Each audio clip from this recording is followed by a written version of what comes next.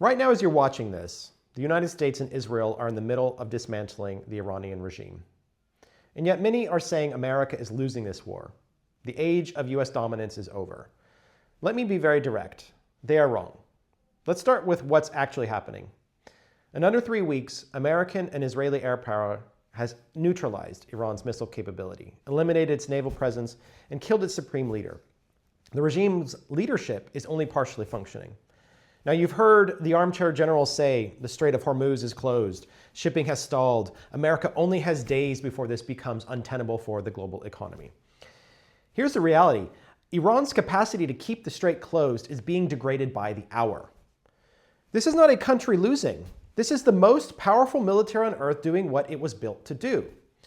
A lot of people calling this a failure, they don't actually believe America is losing. They just don't want Trump to win. They dislike the man so much that they're rooting against the outcome. And that's a dangerous place to do your analysis from. Because what's at stake here isn't Donald Trump's legacy. What's at stake is whether the world's leading sponsor of terrorism gets a nuclear weapon. That's bigger than any one president. Now let's talk about Europe. Because the past 3 weeks have revealed something important. Not just about Iran, but about where Europe actually stands when it counts. European leaders called this a war of choice.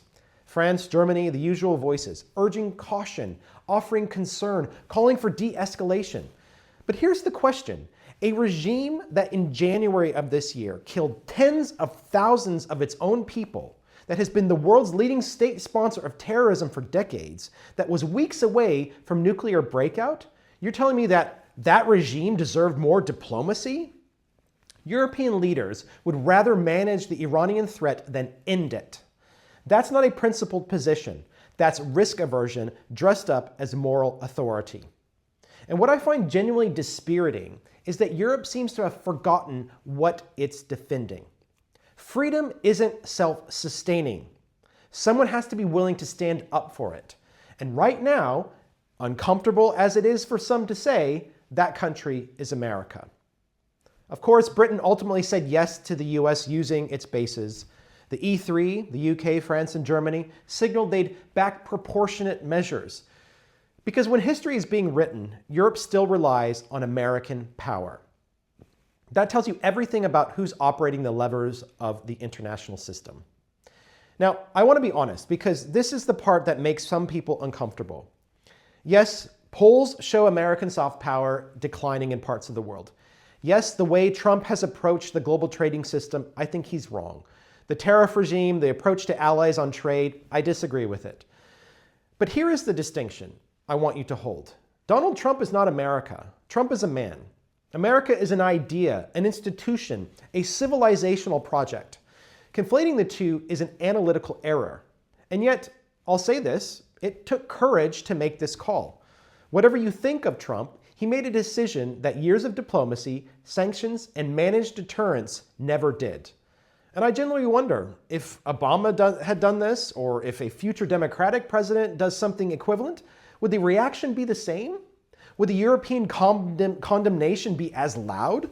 Would the armchair generals be as quick to call it a failure? I think we all know the answer. And that tells you that a lot of this criticism isn't really about the action. It's about the man taking it.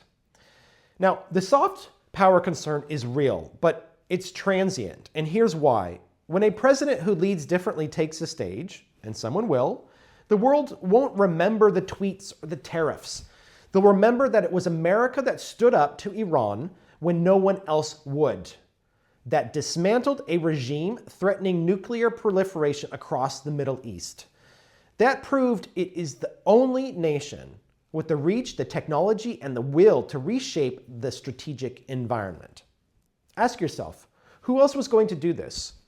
China is managing its own slowdown, trying not to rattle energy markets, and has always been concerned about its own interests at home.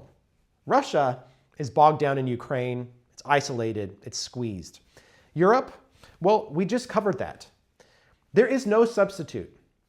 That's what a unipolar world looks like. Unipolarity doesn't mean the US wins every skirmish or has no problems at home. It means that on the issues that actually reshape the world, No other power can project force, lead coalitions, guarantee sea lanes, and fund innovation at the scale America can. Look at the fundamentals. U.S. productivity growth has outpaced every major peer economy for the past decade. The semiconductor revolution, the AI revolution, it's happening in California, Texas, and Massachusetts. Not in Beijing, though they are doing some. Not in Brussels, for sure. America's defense industrial base just executed the most sophisticated coordinated air campaign since the Gulf War. The unipolar world is not the world of 1991. It's messier, more contested, more vocal in its criticism. But when the moment demands action, the phone call still goes to Washington. American power has real challenges. The long-term fiscal situation is concerning, though perhaps productivity will solve that. The domestic political environment is fractious. And of course, I don't agree with every decision being made in Washington right now.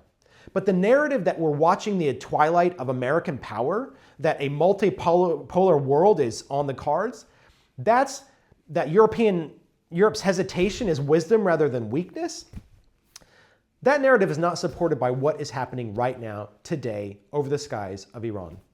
The unipolar moment isn't dead. It's just not polite anymore.